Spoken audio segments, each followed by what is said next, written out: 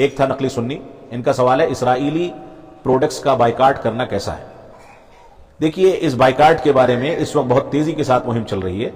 اور صحیح بات یہ ہے کہ اللہ رب العالمین نے جن چیزوں کو حلال کر رکھا ہے ان کا بائیکاٹ کر کے ہم ان چیزوں کو حرام نہیں کر سکتے۔ یہ ایک الگ مسئلہ ہے کہ اگر کسی ملک کی حکومت باقاعدہ ایسا نظام بناتی ہے کہ ہم سیاسی طور سے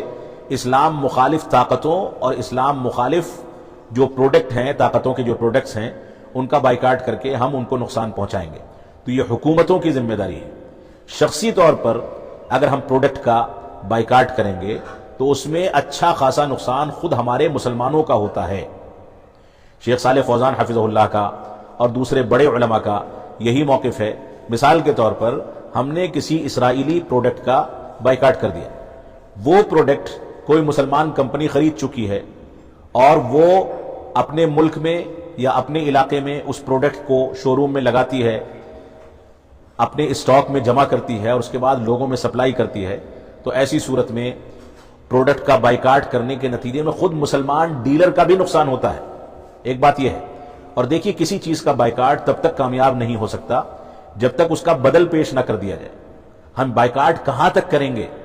ہم جو موبائل فون استعمال کر رہے ہیں، جو کمپیوٹر استعمال کر رہے ہیں، جو وائی فائی استعمال کر رہے ہیں، جو انٹرنیٹ استعمال کر رہے ہیں، سارے کے ساری چیزیں، سارے کے سارے پروڈکٹ جس پر ہماری زندگی مکمل طریقے سے محصور ہے، اس کے بغیر ہم ایک قدم بھی آگے نہیں بڑھ سکتے، وہ ساری کی ساری چیزیں انہی یہودیوں اور انہی اسرائیلیوں کے پروڈکٹس میں سے ہیں، انہی کی ایجادات میں سے ہیں۔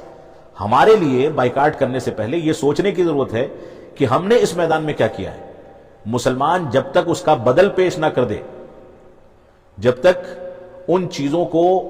کے ذریعے سے جو ہماری ضرورتیں پوری ہو رہی ہیں ان کے علاوہ کچھ چیزیں ایسی نہ لے آئے کہ ہماری ضرورتیں پوری ہوتی رہیں، تب تک اس پروڈکٹ کے بائیکاٹ کرنے کا کوئی فائدہ نہیں۔ لہذا یہ بائیکاٹ کا جو ایک ٹرینڈ چل رہا ہے، اس میں خود مسلمانوں کا نقصان ہے، اور حقیقت یہ ہے کہ اگر ہم انصاف کے ساتھ پروڈکٹ کے بائیکاٹ کی بات کریں گے تو ایسی صورت میں ہمیں اپنے بہت ساری چیزوں کو چھوڑنا پڑے گا۔ صرف پروڈکٹ جو بن کر کے کمپنی یومیہ طور پر بنا کر کے مارکیٹ میں اتار رہی ہے، صرف ان چیزوں کا بائیکاٹ کر کے آپ کب تک چلیں گے؟ آپ جو چیزیں استعمال کر رہے ہیں خود وہ چیزیں انہی کی بنائی ہوئی ہیں، تو ایسی صورت میں آپ بائیکاٹ کر کے کب تک چل پائیں گے؟ تو یہ اصل میں